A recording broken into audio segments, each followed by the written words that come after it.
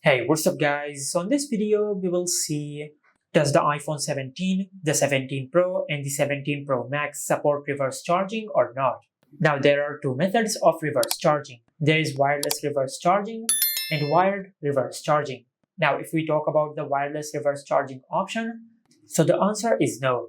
The iPhone 17 series does not support wireless reverse charging. As you can see, if I place this iPhone on the back of our iPhone, it will not charge, which means that the iPhone 17 series does not support wireless reverse charging. But the iPhone 17, the 17 Pro, and the 17 Pro Max support wired reverse charging, which means if I plug one end of our charging cable to our iPhone, and if I plug the other end of our charging cable to another smartphone, as you can see, the other smartphone has started charging, which means that the iPhone 17 series support wired reverse charging, just like that. And this is how you can check if the iPhone 17, the 17 Pro, and the 17 Pro Max support reverse charging or not.